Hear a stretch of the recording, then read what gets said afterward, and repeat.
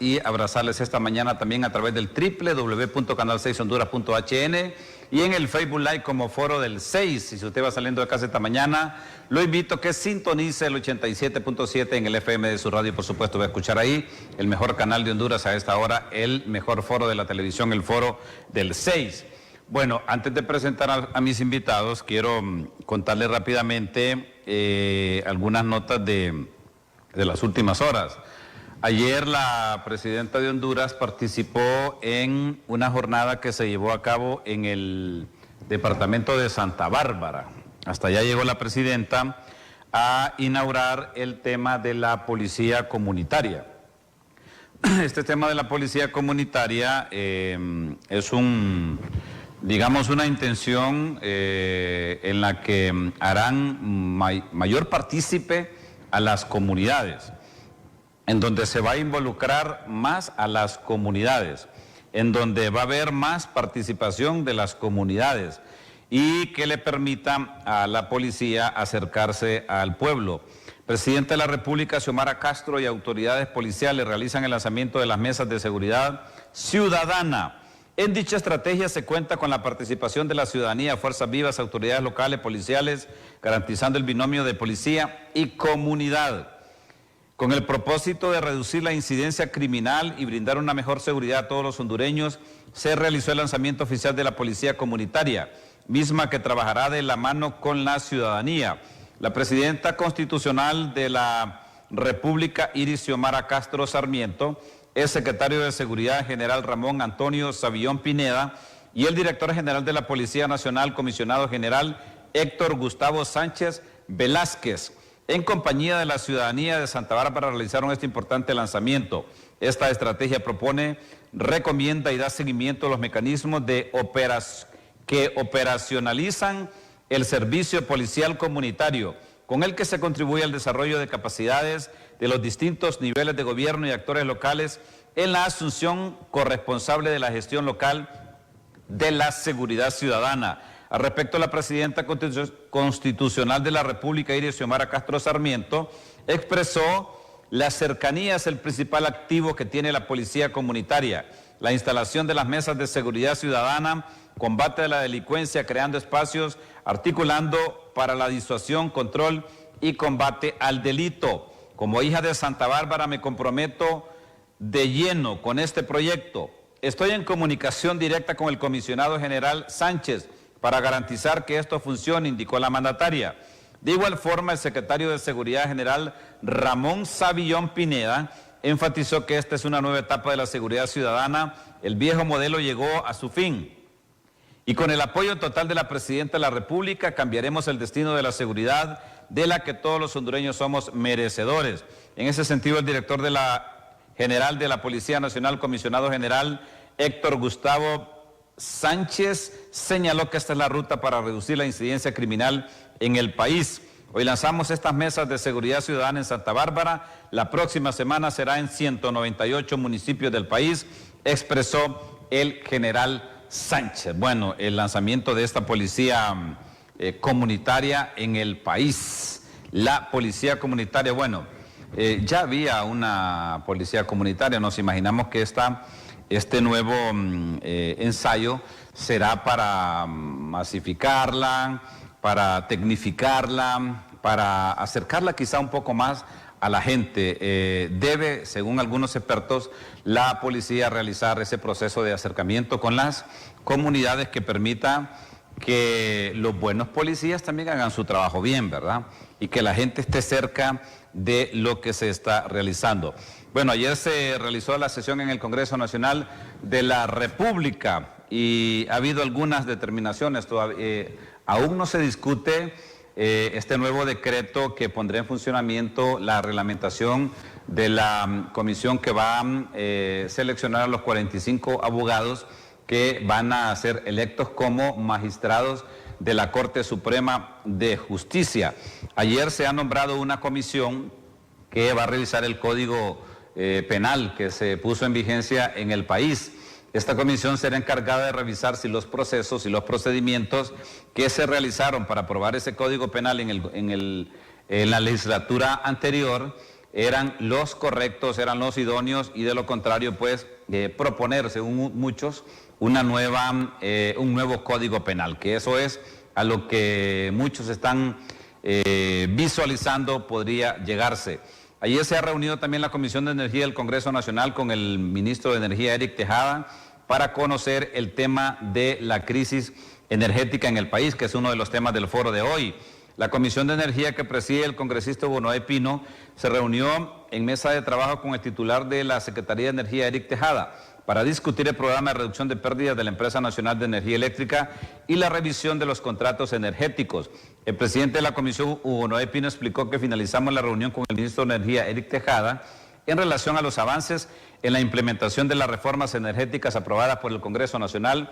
Hemos tratado temas específicos, como es el programa que fue lanzado el día de ayer para la reduccción de pérdidas. Hablamos sobre la Oficina Nacional de Despacho de la CRE y la nueva modalidad establecida y los esfuerzos de las autoridades de la NE. El secretario de Energía, Eric Tejada, calificó la reunión como eficiente por la comunicación fluida que existe con la Comisión de Energía. Bueno, este es un tema sensible de país, ¿verdad? Este es un tema sumamente sensible de país. Solo les muestro rápidamente, el presidente del Congreso Nacional también, Luis Redondo, se ha reunido con 17 alcaldes del departamento de Intibucá. El presidente del Congreso Nacional, Luis Redondo, se reunió con 17 alcaldes de Intibucá, quienes traen una serie de peticiones y propuestas para el mejoramiento y la economía en la infraestructura del departamento. Los alcaldes de los 17 municipios de Intibucá, cada uno presentaron de manera individual los desafíos que tienen como alcaldías. Ellos buscan que durante el gobierno de la presidenta Xiomara Castro y el presidente del Congreso del Pueblo, Luis Redondo, les apoyen con fondos a las aldeas y municipios y que estos sean autosostenibles.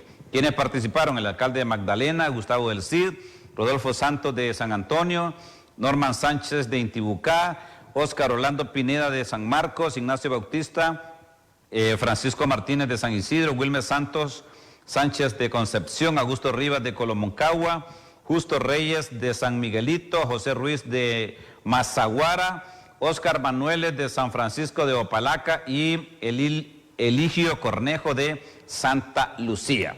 Solo cierro este breve resumen con dos Twitter. El diputado del Partido Libertad y Refundación, Nexer Mejía, se ha referido a la protesta que, bueno, ayer continuaban haciendo los diputados nacionalistas, exigiendo que se le baje el impuesto a los combustibles en el Congreso Nacional. Andaban siempre con unas camisetas. Ha dicho Nexer Mejía: hoy los lobos se visten de ovejas, dice Nexer. Bancada de los payasos, los del Partido Nacional. Nexer Mejía es diputado del Partido Libertad y Refundación del departamento de Cortés. Mire, hoy los lobos se visten de ovejas. Bancada de los payasos, los del Partido Nacional, dice. Y otro que ha tuiteado es el ex candidato del Partido Liberal, Luis Zelaya. Hoy diputados nacionalistas se uniformaron de blanco en el Congreso. Hay otros nacionalistas uniformados con overol anaranjado o azul en USA, en Estados Unidos. Y otros disfrazados de pinoleros nicaragüenses. En fin, de cualquier cosa pueden disfrazarse, menos de honestos. Y más abajo aclaró Luis Zelaya que no se refería a todos los nacionalistas, ¿verdad? En otra parte ahí de su participación. Solo cierro rápidamente informando a todos los maestros que se han graduado de educación primaria. Va a haber concurso este año y los maestros que se graduaron de educación primaria pueden participar en el concurso. Maestros de educación primaria de Honduras que se graduaron en las escuelas normales, ya hay un acuerdo de la Secretaría de Educación que lo firma el profesor Daniel Esponda, ministro de Educación, el abogado Edwin Oliva, secretario general, y la señora Ruth Saraí Espinosa, que es la presidenta de la Junta Nacional de Selección, en el que dice que se debe dejar concursar a los maestros que tienen título de maestro de educación primaria egresados de las escuelas normales. Así que buena noticia, maestros de primaria, alístense para concursar. Tengo dos invitados esta mañana en el foro, el arquitecto Juan Carlos Rodríguez, coordinador de la Coalición Patriótica, está conmigo aquí en el set. Arquitecto, placer saludarlo, bienvenido, ¿cómo está? Muy buen día, licenciado Contreras, y a todo el pueblo hondureño también, pues Buenos días y esperando que ese tema de hoy podamos sacar más luces de los últimos acontecimientos que hemos visto en el acontecer hondureño. Estas luces pasan por estas reuniones que se están dando en el Congreso. Ayer la Comisión de Energía se reunió con el ministro de Energía. ¿Este puede ser un buen punto de partida? Yo creo que definitivamente lo que no se hizo antes está dejando ver que en este momento sí se tienen algunas intenciones para poder enderezar un poco el entuerto que se tuvo durante tantos años. Recordemos que el hoyo fiscal más grande que tiene Honduras se llama NE, sector eléctrico, que ha estado afectando las finanzas del país y que anteriormente, a pesar de todos los reclamos que se habían tenido por parte de la ciudadanía en general, pues definitivamente no hicieron nada. De hecho, vimos como una interventora de la INE pagando grandes sueldos, no sirvió para absolutamente nada. Entonces, ahora estamos dando pues la posibilidad de que demuestren lo que dicen, ¿verdad? Es un gobierno que ya arrancó, ya está planteando algunas situaciones que creemos que son válidas en cuanto a que buscan reducir pérdidas técnicas y no técnicas. Dentro del plan de rescate también está el asunto de la renegociación de los contratos, que ayer escuchamos a algunas personeros de las empresas generadoras decir que han estado hablando y conversando muy a fondo este tema con la Secretaría de Energía y que van por buen camino. Eso significaría que al final de cuentas, sí, lo que se tuvo que haber hecho hace muchos años atrás para no caer en esto, sí parece que está tratando de hacerse en este momento. No podemos decir nada todavía porque está empezando todo esto, pero creemos que con la solamente insinuación de que haya una voluntad política ya puede haber una esperanza para poder salir de esto. Por lo menos eso es lo que estamos viendo en forma general. ¿Que no lo habíamos visto antes, arquitecto? En lo más mínimo. A pesar de todo lo que se reclamó, todo lo que se dijo, y a pesar de lo que, como hemos dicho siempre, o sea, que los políticos de hoy no se quejen de los que somos críticos en algún momento dado de los mismos políticos. ¿Por qué? Porque hoy tenemos una desconfianza por el actuar de los políticos de antes, ¿verdad? Por ejemplo, hace 2 días se planteó un nuevo Programa Nacional de Reducción de Pérdidas, en el cual se mira bastante adecuado, se mira bien estructurado como tal, pero nos preocupa que es exactamente lo mismo que nos plantearon hace un año con aquella intervención famosa del contrato de EEH, ¿verdad? Entonces, no queremos perder las esperanzas y en eso estamos claros, pero solo las acciones van a demostrar si realmente están planteando soluciones correctas y viables, o sencillamente nos van a dejar nuevamente con este mal sabor de boca de que nunca nos cumplen los políticos. Esperemos que esta vez no sea así, por bienestar de todos los ciudadanos y ante todo de nuestro país. Tengo por la vía de Zoom, póngase los audífonos por favor, arquitecto, a un muchacho conocedor también de estos temas, Kevin Rodríguez, que ahora es el director ejecutivo de la Cámara de Comercio e Industrias de Cortés. Ya voy a poner un Twitter que envió Kevin a las redes sociales para poderlo compartir con él. Buenos días, Kevin, placer saludarlo, bienvenido a Foro de 6. Juan Carlos, bueno, muchas gracias por el espacio. Me confirma si me escuchan bien, igual a la audiencia.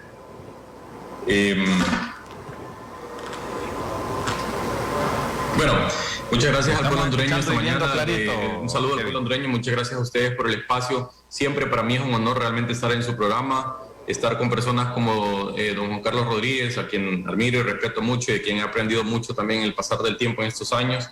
Y quisiera empezar con algunos aspectos que él mencionó. Número uno, la parte de ser crítico, ¿verdad? De manera constructiva, de manera propositiva, con todos los aspectos que son de importancia nacional. Creo que con él en el pasado hemos compartido, digamos, muchas de las recomendaciones que se han hecho en el tema energético, no solamente en los combustibles, sino que también en energía eléctrica. El segundo observación que él mencionó, que también comparto, es la parte de la importancia que tiene la energía eléctrica y que nosotros tenemos que ya de una vez por todas superar esta situación o esta conversación que prácticamente es eterna en nuestro país. Tenemos décadas de estar hablando de los problemas y no hemos tenido soluciones que sean al menos de largo plazo, porque hay gobiernos que han hecho un buen trabajo, pero luego se descuida ese trabajo y volvemos a la situación compleja en la que hemos estado. Y puntualmente lo que él decía a las soluciones de la ENE en cuanto a las medidas que se tienen que tomar en relación a la reducción de pérdidas son las mismas, y ahí aclarar, porque el problema sigue siendo el mismo.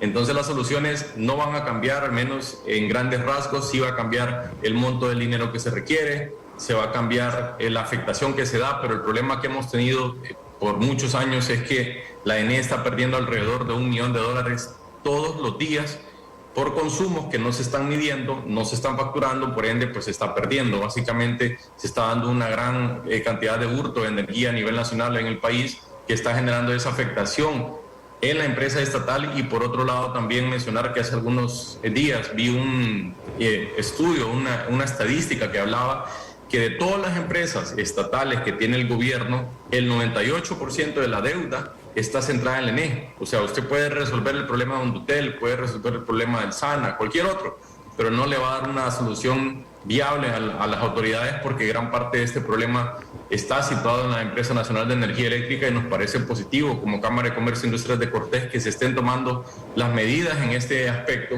Desde nuestra perspectiva, aquí es donde tenemos que enfocar los esfuerzos, la reducción de pérdidas, pero llevar de la mano la inversión en el sector, específicamente en la parte de generación, transmisión y distribución, pero transmisión y distribución para la zona norte es indispensable. No podemos seguir o tener un crecimiento económico que genere empleo, que genere progreso social, si no tenemos el suministro eléctrico.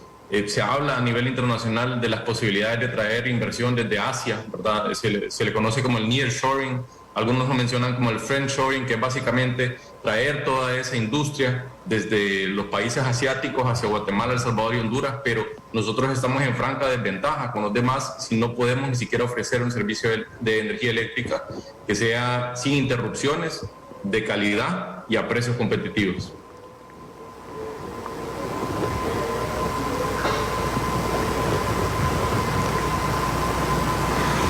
Arquitecto, este tema de las deudas de la ENE, este informe de la ASJ dice que se pierden 420 millones mensuales. Podría ser mucho más, dice Kevin. ¿Usted concuerda con estos datos o son más? Pues la verdad estamos muy de acuerdo. Saludo a Kevin desde Tegucigalpa hasta San Pedro Sula, que se nos fue para allá a hacer un buen trabajo allá con la Cámara de Comercio de Cortés, y pues la verdad es que con él hemos compartido muchas veces situaciones de plantear las consecuencias que nos trae este problema de la deuda de la ENE, y que sencillamente toda esta deuda siempre viene a recaer a lo que es la cuestión pública, ¿no? Donde todos nosotros nos toca dejar de invertir en algo que debería de ser de beneficio por estar pagando deudas, muchas veces hasta deudas caras, porque hasta se estuvo contratando bonos soberanos con intereses altos para poder hacerle frente a estas deudas, y no se trabajaba en la solución, solamente en la parte financiera. Entonces, ¿qué es lo que está sucediendo en este caso? Él lo planteó clarito, ¿verdad? Honduras deja de ser competitivo porque no tiene la posibilidad, en realidad, de poder plantear todas las condicionantes adecuados a los inversores que pudieran venir, a pesar de que el amigo o país de Estados Unidos está tratando de ayudarnos, propiciando inversión en nuestro país. Pero recordemos que no es solamente en Honduras, sino que, como bien lo planteaba él, es en 3 países: Guatemala, El Salvador y Honduras. Y entonces Honduras está en desventaja en esto por muchas cosas: simplicidad administrativa, altos impuestos, asuntos de burocracia estatal, alto costo de la energía, ¿verdad? Podríamos hablar también alto costo de los combustibles, pero ahora estamos ya más competitivos con los otros países, que es en lo que sí creo que nos hemos avanzado un poco en eso. Pero, ¿qué es lo que sucede? O sea, esta situación nos está quitando la posibilidad también de poder generar una mejora en el desarrollo económico del país, ¿verdad? En vez de estar pagando una deuda que se fue acumulando, pues definitivamente deberíamos de haber trabajado esto hace mucho tiempo, hubiéramos mantenido un sector eléctrico lo suficientemente robusto para que tuviéramos hoy energía en todo el país con las inversiones adecuadas y la empresa estatal trabajando correctamente y los generadores privados y empresas privadas que pudieran trabajar en este rubro también trabajando perfectamente, y no tendríamos que estar tomando dineros del Estado para estar pagando deuda. Ese es el asunto, ¿no? Y yo creo que es muy claro. Por eso es la posibilidad desde que se planteó esta nueva ley de la industria eléctrica, pues definitivamente creímos que era una posibilidad de poder propiciar una solución, la cual sabemos no es a corto plazo, porque es difícil poder reacondicionar todas las situaciones antagónicas que ha tenido esta situación, pero sí había una esperanza de que se fuera trabajando poco a poco en esto. Hemos visto, yo creo que en algunas ocasiones nosotros hemos planteado que necesitamos ser informados siempre como sociedad. Eso sí creo que es necesario que el gobierno lo entienda. Que esté contando lo que va pasando, lo que va sucediendo. Que nos cuenten, sí. ¿Qué encuentran? O sea, qué es lo que están encontrando, qué es lo que están haciendo, qué es lo que van trabajando, ¿verdad? Porque, por ejemplo, yo hasta ayer precisamente más o menos escuché cómo iban un poco las negociaciones con los generadores privados. Yo creo que lo que escuché por lo menos me da un aliciento a pensar que se puede mejorar las condiciones, ¿no? Recordemos, una gran parte de las pérdidas como país es precisamente las pérdidas técnicas y no técnicas que tiene la NE, pero también tenemos que pensar en que en alguna forma nos está afectando un poco lo que es los costos altos de la generación en nuestro país, y mucho tiene que ver porque nuestro país genera estas condiciones antagónicas a todos aquellos que son inversionistas en cualquier rubro, ¿verdad? Entonces, esto también tiene que irse trabajando colateralmente por el gobierno para que podamos tener mejores condiciones de inversión. Esa es solamente esa forma en que vamos a poder atraer inversión, y no solamente en el asunto productivo, sino que también, o sea, tenemos que ir pensando. Ya se habló que se está ya trabajando en lo que puede ser la instalación, en los próximos 2 años estaría funcionando ya la quinta, ¿cómo se llama esta? Turbina del cajón, ¿verdad? Que eso va a generar más en energía limpia y a muy bajo costo, porque es una planta estatal, y si se hacen las inversiones que se tienen que hacer en transmisión para que poder repotenciar nuevamente lo que es la capacidad de producción de lo que es Patuca 3, podríamos estar solucionando esto, más llevar a buen término y con los plazos correctos y con las condiciones correctas la licitación de más compra de energía renovable, en este caso a las empresas privadas, en las cuales pudiéramos decir en un momento dado, de aquí a 1 o 2 años, el abastecimiento de lo que es la energía eléctrica para el 100% del territorio nacional está resuelto. Por lo menos estamos caminando en eso, y que de aquí a 5 años cualquier inversor no tenga la probabilidad de decir no vamos a llegar a Honduras porque sencillamente tenemos energía cara. Recordemos que el que viene acá y genera una empresa para producir, su insumo muy importante y que le afecta mucho a sus costos es la energía eléctrica. Entonces, tenemos que hacernos competitivos. Esa es como una traba para invertir, porque es muy cara la energía. Hay empresas que trabajan 24 horas. Sí. Y si es un consumo elevado, enorme, sencillamente claro, sí. es un insumo de mucho impacto en sus costos de operación. Muy Entonces, bien. definitivamente, y mire, tenemos que verlo así, en un momento dado.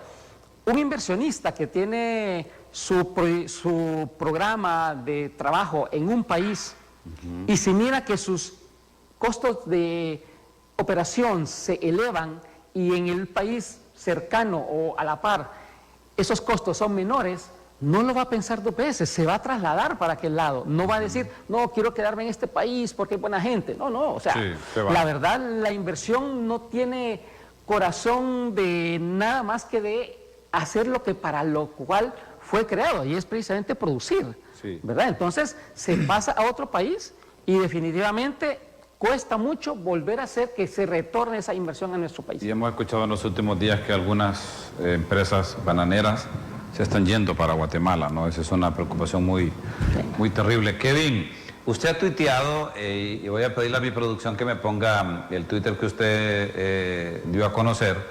Explíquenos esto, por favor, Kevin. Estoy poniendo en la pantalla su Twitter. Cortés representó el 45% de la demanda total de energía. Para ese periodo horario, la zona norte es el motor económico de Honduras. Focalizar las inversiones del sistema eléctrico en la zona daría un retorno a la inversión importante, considerando el incremento en la actividad económica que traería. ¿Qué significa eso? Sí, bueno, muchas gracias por compartir el tweet. Justamente ayer, el antes conocido operador del sistema, ahora Centro Nacional de Despacho, que es el ente encargado de manejar la demanda y consumo y oferta de nuestra energía eléctrica en el país, es decir, ellos son como el operador aéreo que dice, bueno, la demanda está incrementando la tarde, arranquemos esta planta, la demanda está bajando, bajemos la producción. Ellos están haciendo un trabajo 24 horas, 7 días a la semana.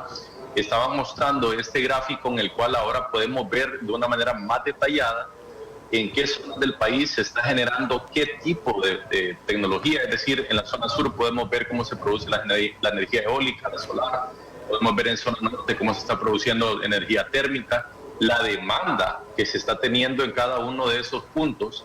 Y eso nos da una claridad inequívoca de cómo está la situación de las limitaciones en transmisión y en distribución, porque podemos ver cómo la demanda en un cierto sector es mayor a la producción. Estamos importando energía desde Guatemala. Esto lo pueden accesar y para que la población hondureña pueda entrar a la página web que dice la misma ENE, ¿verdad? Del ods.org.hn. Ellos pueden ver ahí varios de estos gráficos, pero este es muy interesante, me agradó mucho porque lo conocíamos, pero esto lo permite visualizar de una manera más clara. Cortés, en ese periodo horario, porque esto cambia de minuto a minuto, de segundo a segundo prácticamente, pero para esa hora, por ese momento en el que se tomó esta imagen como ejemplo, podemos ver cómo 600 megavatios de demanda que habían en ese momento eran del departamento de Cortés, y la demanda total que había en ese momento para el país eran 1.400 megas. Entonces, estamos hablando que el 45% de la demanda del consumo que se tiene de energía eléctrica en nuestro país está ubicado aquí en la zona norte, en el departamento de Cortés, en el Valle de Sula. Y bueno, eso tiene una explicación, ¿verdad?, para que la población hondureña pueda tener claridad sobre eso. Aquí está el 80% de la maquila, el 80% de las importaciones y exportaciones salen por esta zona. También el 70% del PIB, del Producto Interno Bruto, está localizado en esta zona del país. Tenemos aquí obviamente mucha producción ganadera, de agricultura, de lácteos y también de energía eléctrica, y por esa razón es que vemos toda esa demanda que está concentrada en esta área. Ahora, ¿a qué me refería con este tweet, verdad? Y es algo que la Cámara de Comercio e Industria de Cortés ha venido empujando fuertemente con las autoridades, y es: tenemos que darle la prioridad a las inversiones a la zona norte. ¿Por qué? Porque los recursos son escasos. Realmente en este momento el ENE no tiene recursos porque pierde $1 millón todos los días. Pero obviamente aquí lo que se está buscando es obtener financiamiento, ya sea con banca multilateral, ya sea con los bonos del Banco Central o cualquier otro mecanismo que permita obtener esos recursos que puedan ser focalizados en el sistema de transmisión y de distribución de la zona norte, porque eso es lo que nos va a implicar. Y yo les puedo garantizar desde hoy, 7 de julio de 2022, que a medida que se vaya invirtiendo en el sistema eléctrico de la zona norte, vamos a ver cómo esa demanda incrementa, porque la actividad económica va a incrementar también. Aquí hay una gran cantidad de proyectos, de iniciativas de desarrollo, de inversión, que no se han podido llevar a cabo porque el sistema no lo permite. Entonces, para mencionar un caso, la semana pasada hubo un apagón aquí en zona norte, no se sintió en zona sur y en otras partes del país, pero ¿qué sucedió? Se dio una sobrecarga en el sistema de transmisión, en la subestación de Progreso, y eso lo que quiere decir en términos sencillos es que había más demanda que la capacidad de poderla transportar. Imaginémonos una tubería de agua. La demanda de agua era superior a la capacidad de esa tubería, por lo tanto colapsó. O una carretera, que sea una carretera que necesitan pasar 1000 cabezales en cierto periodo de tiempo, pero es una carretera que está dañada, con un carril de ida, con un carril de venida, y chocan. Se colapsa todo el sistema de transporte, y en este caso la transmisión es el transporte de energía eléctrica, y mientras no se invierta, no se mejore y no se fortalezca el sistema de transmisión para la zona norte, realmente va a ser muy difícil que cualquier empresa que venga tenga la opción de poder crecer. Y aquí es hacer la aclaración. Empresas grandes, por ejemplo Maquilas, invierten en autogeneración para poder superar este obstáculo. Pero cuando vemos desde el punto de vista de las medianas y de las pequeñas que no tienen esa capacidad económica, especialmente las MIPYMES, de poder comprar generación propia o poner paneles o cualquier otro mecanismo que les permita producir su propia energía, simplemente están sujetas o están sometidas a tener que sufrir de apagones, tener que sufrir no solamente el tema de los costos, de la calidad también, don Juan Carlos, que cuando vemos la calidad aquí en zona norte, muchos negocios, y yo que he tenido la oportunidad de visitar mercaditos, me dicen, mire, se me dañó el freezer, porque como hay esos bajones de voltaje, pues me lo dañó, me lo quemó, ¿qué hago? Estaba viendo una noticia muy triste también en el caso de Juticalpa, que un hospital, su equipo se dañó, precisamente porque los bajones de voltaje, los apagones, pues le dañaron el equipo. Eso incide en la calidad de vida de los hondureños. Y solo para cerrar con esto, don Juan Carlos, para el sistema de transmisión a nivel nacional se ha estimado que se requieren... Sí.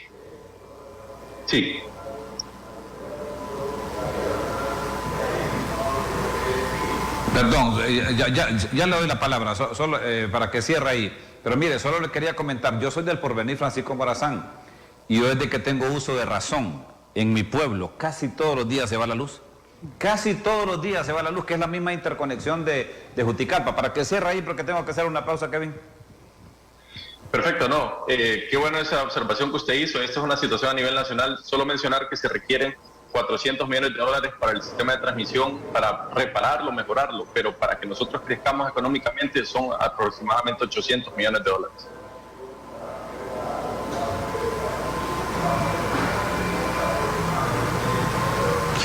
$800 millones. Bueno, voy a una pausa comercial. ¿De dónde vamos a sacar los 800 millones de dólares, arquitecto? hay que ir pensando, ¿verdad? Vamos a ir pensando. Pausa comercial. Ayer escuchamos algo bien interesante de la ministra de Finanzas, donde dice, tenemos el dinero para todo. Bueno, pues entonces... Después hablamos de eso. Y ella es la que más sabe de plata en este momento. Vamos a comercial, cortesía de la mejor cooperativa de Honduras, de la Coacel. Vaya a la Coacel esta mañana. Si usted es maestro y maestra y no es afiliado a la Coacel, no sabe los beneficios que se está perdiendo. Baje la app. En la app puede bajar usted toda la información que requiere y puede actualizar sus datos. Mire, está la mejor feria. Aproveche la feria de préstamos. Préstamo automático, hasta 100% de sus aportaciones le presta al instante la Coacel. Vaya a hacer esta gestión. Usted tiene, imagínese que tiene ahorrado 120,000. Al instante se le dan esos 120,000.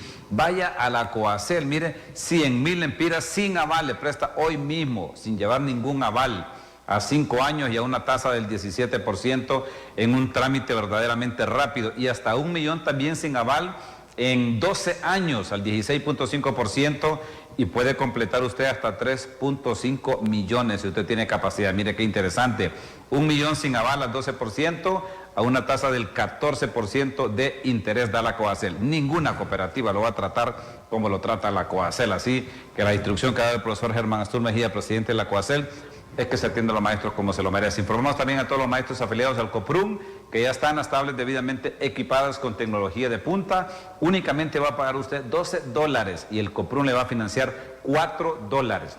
Al final solo estaría pagando usted $8 y va a tener una cobertura de llamadas ilimitadas a todas las redes, 10 GB de navegación y una herramienta tecnológica que le va a servir de muchísimo en sus actividades docentes. Pausa comercial, ya regreso aquí.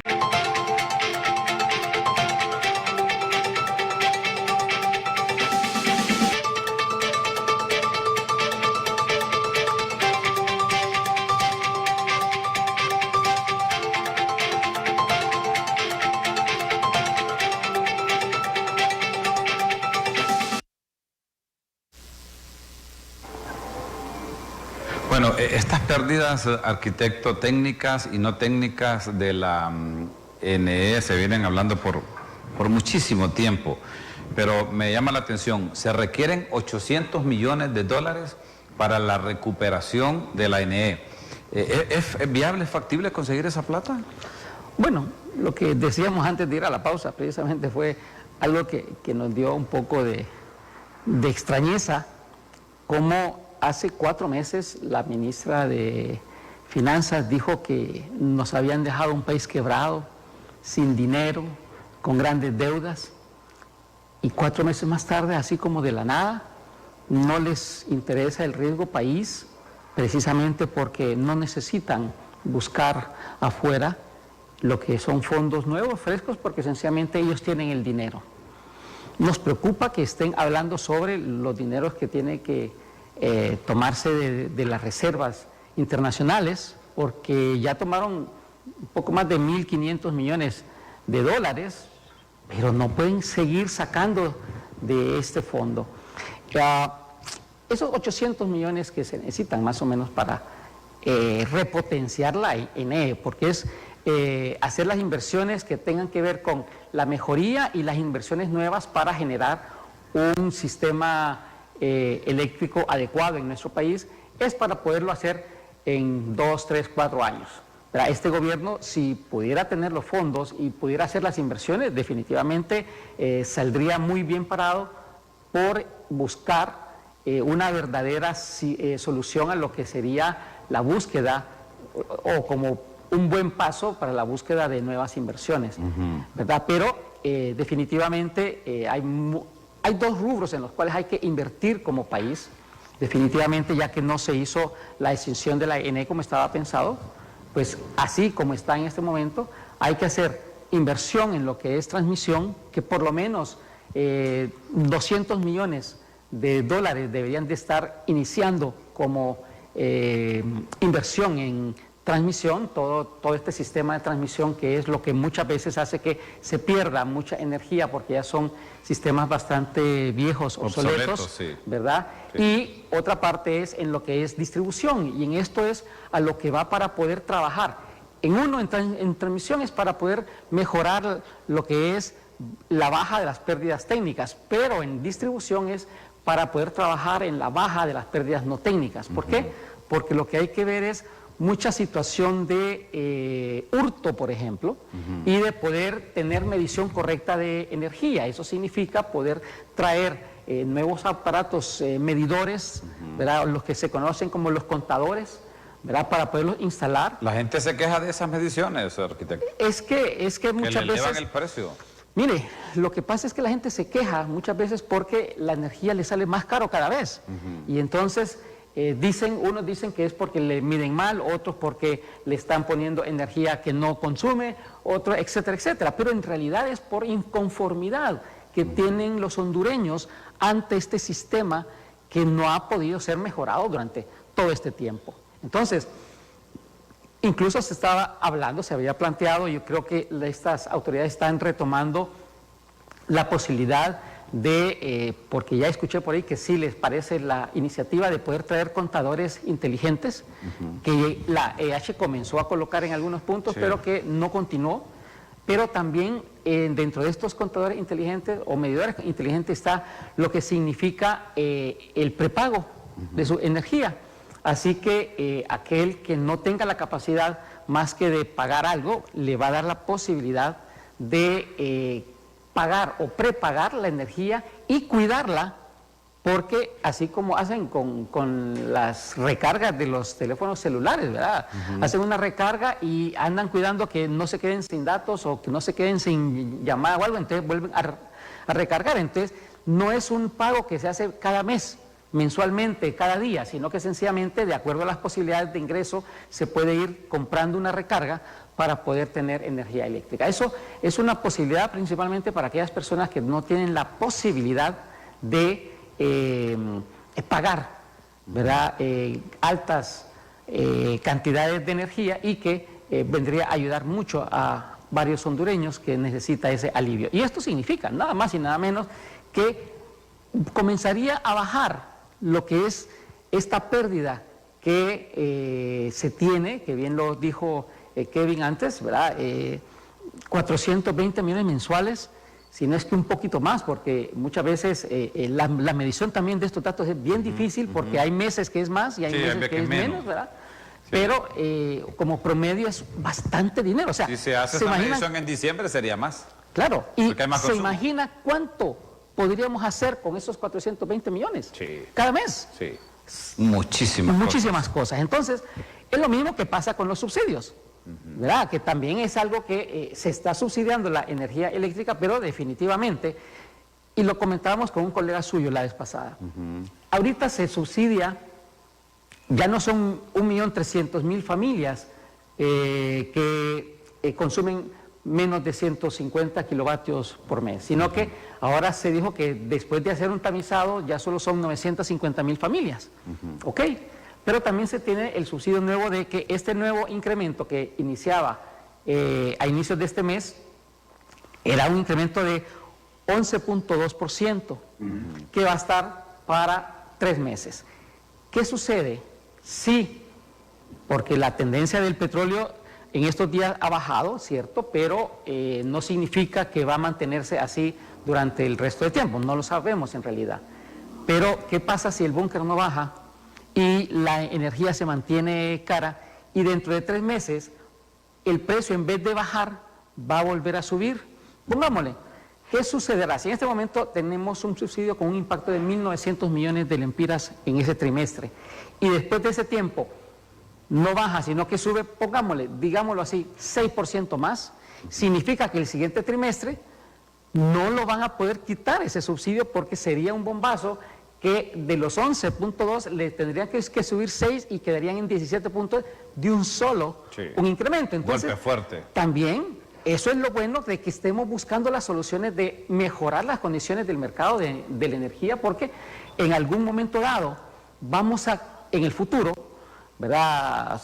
No muy cercano porque es de tiempo, pero por lo menos ya no tener que estar viendo estas situaciones porque no sabemos cómo va a estar sucediendo, si en un momento dado en el futuro va a seguir subiendo el petróleo o va a bajar y después va a volver a subir, o sencillamente las condiciones climatológicas también no nos permitan dar con esto de las sequías y todo, no nos permitan producir suficiente energía renovable y que por eso se mantiene siempre un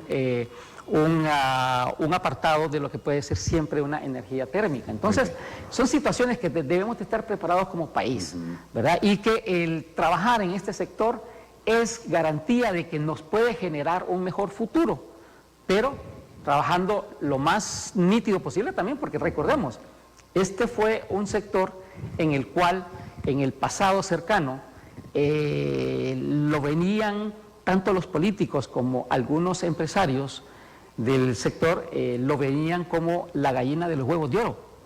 Y se dio mucha corrupción precisamente porque de ahí tenían cómo garantizar décadas de bienestar familiar muchas personas. Así es que creo que si esto se va eliminando poco a poco, podríamos tener algo mejor para Honduras. Muy bien. Kevin, el bajarle el impuesto a los combustibles podría ser un buen aliciente para abaratar costos. ¿O por dónde pasa que el hondureño reciba un recibo mucho más bajo en la tarifa mensual? ¿Y cómo evitar que se siga hurtando la energía y que se siga perdiendo tantas cantidades de millones mensuales de la ANE? Sí, bueno, realmente son preguntas muy interesantes, muy buenas realmente porque, bueno, primero que todo mencionar que en los combustibles el gobierno ya dio un descuento de 10 lempiras por cada galón. En el diésel había sido de 13 lempiras, que en este momento estaría en 18, probablemente si se hubiera dado el aumento de los 5 lempiras la semana pasada, esta semana.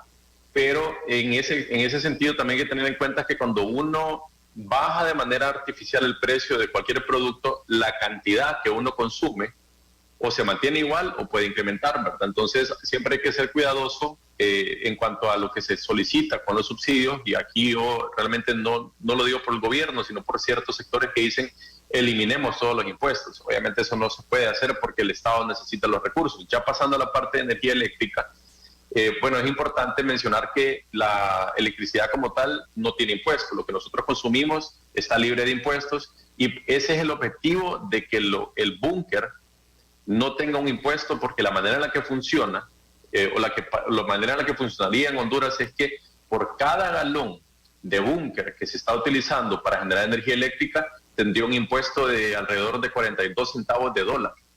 Y se necesitan millones de galones de búnker para producir energía eléctrica. Por lo tanto, esos 42 centavos de dólar por cada galón iría a impactar directamente a nuestro bolsillo como hondureños. Y hay datos, ¿verdad? Que si el búnker está a un precio más bajo que el que está hoy, $70, por ejemplo, si nosotros implementáramos ese impuesto al galón de búnker, incrementaría el costo en un 40%. Básicamente se traslada directamente a nosotros como usuarios. Entonces es importante siempre tener en cuenta que el impuesto del combustible no es a la empresa, no es a sus ganancias, es al combustible o la materia prima que se utiliza para generar electricidad. Es importante mantenerlo, es importante también tener en cuenta que nosotros como país no podemos simplemente venir y decir implementémoslo, porque estaríamos haciendo un harakiri, nos estamos dando con nuestra propia medida, restando la competitividad, porque si vemos, por ejemplo, a Costa Rica, que no utiliza búnker, pues ellos no tienen ningún problema, ¿verdad? En todos estos temas, o incluso otros países. Nosotros sí, este año hemos producido aproximadamente 50% de nuestra generación a base de energía térmica. Entonces, imponer un impuesto o quitar la exoneración, ese impuesto puntual, sí tendría un impacto en la maquila, en la industria, en todos los sentidos. Pero a lo que usted mencionaba, que me parece también importante, el aumento del 11% que se había anunciado por parte de las autoridades, la CRE lo que autorizó en el decreto es que se pudiera diferir, es decir, no lo cobre ni en julio, ni en agosto, ni en septiembre, pero lo puede cobrar más adelante, sumándole una tasa de interés, porque el dinero alguien lo tiene que pagar, no es que simplemente queda en el limbo. Ese valor lo tendríamos que pagar nosotros. No obstante, la Secretaría de Energía anunció que ese valor como tal lo va a absorber la ENE, es decir, no se va a cobrar en ningún momento a la tarifa eléctrica de nosotros como consumidores. Lo que decía don Juan Carlos, hay que ser muy cauto, porque en la semana anterior hubo una baja en el combustible, esto por el tema del incremento de la tasa de inflación de Estados Unidos, que impacta, en teoría, en la demanda, que uno consuma menos, que uno viaje menos, que uno maneje menos, pero eso no necesariamente pasa en el corto plazo, eso es, en teoría, a largo plazo. Pero hoy, por ejemplo, está ya sobre los $100 el barril de petróleo, el barril de Texas. Justamente ahorita estoy viendo que ayer, por ejemplo, estaba a 96, ahorita está a 103. Entonces es muy volátil, hay que tener cuidado de que no vaya a suceder lo que pasó el año pasado con el gobierno, que dio un subsidio, un congelamiento, sí. Y cuando se vencieron en enero, lo que pasó es que tuvimos un aumento real de un 40%. Es decir, los hondureños que nos están observando, por eso es que en enero vieron que el recibo les venía 600 lempiras más del mes anterior. Entonces, en este momento la medida me parece que es positiva de parte del gobierno de estabilizar la tarifa de energía eléctrica, ese 11% de incremento que hay que resaltar.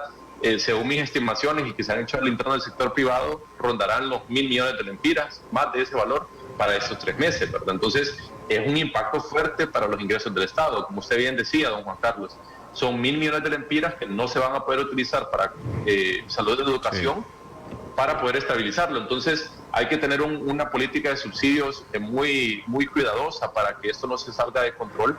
También de los demás sectores, que seamos conscientes, no solamente estar pidiendo subsidios, porque la idea tampoco es dañar la operatividad del mismo Estado, porque eso nos afecta a todos. Todos necesitamos que el gobierno trabaje bien, funcione bien, para que nosotros también podamos tener un crecimiento económico y una calidad de vida correcta. Y a su pregunta última, para cerrar, ¿qué se debe hacer para reducir las pérdidas?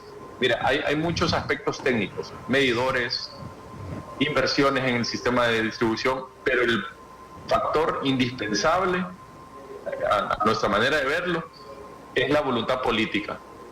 La voluntad política, don Juan Carlos, y a los hondureños que nos están viendo, es que si las autoridades encuentran que un usuario, imaginémonos un político reconocido, una persona muy reconocida, se le encuentra que en su casa está hurtando energía, se le tiene que aplicar la ley. Así como lo ha dicho nuestro presidente, don Eduardo Facusé, tiene que aplicarse la ley. Artículo 369 del Código Penal establece que eso va de multas hasta cárcel.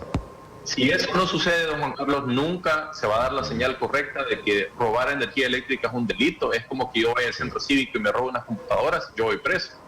Así es exactamente igual con la energía eléctrica, y tener en cuenta que cada lempira que se le roba al ENE es una lempira que se le está robando al país, a nuestros compatriotas, para no tener recursos para salud, educación, para comprar vacunas, para comprar medicamentos. Entonces, sí tenemos que tener eso claro, que no tenemos que seguir con esa mala práctica de estar robando de los bienes del Estado.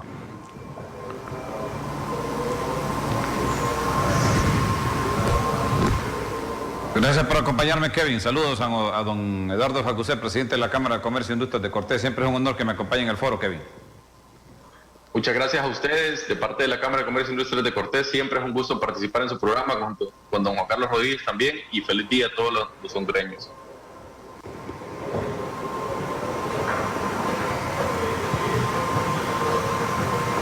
Gracias, Kevin Rodríguez. Pero no son familia ustedes, ¿o sí? No. Son Rodríguez los dos. Fuera bueno ser primos para poder platicar más a fondo que esto, pero... ¿Con qué podríamos ir cerrando, arquitecto? Le tengo 2 minutos para que usted diga lo que usted considere pertinente. ¿Estas medidas que se han tomado con el tema de los combustibles han sido las pertinentes, las idóneas? Yo creo que en este momento son pertinentes por el momento que estamos viviendo. La inflación en el mundo nos está atacando. Recordemos, en este momento el último subsidio que se dio a los combustibles era para, el diésel principalmente, era para contener inflación en nuestro país, pero esto no contiene el 100%, porque Honduras importa la mayor parte de su consumo y esto ya viene con precios elevados. Entonces esa inflación también es importada, pero nos está afectando. Hay algunas medidas que debemos de seguir tomando, ¿verdad? Pero definitivamente, vamos a reiterarlo una vez más, la mejor medida que el hondureño y que el gobierno y que todos los sectores de Honduras pueden tomar es ahorrar, ahorrar y ahorrar, ¿verdad? En este caso, cuando hablamos de la energía eléctrica cara, también tenemos que ahorrarla.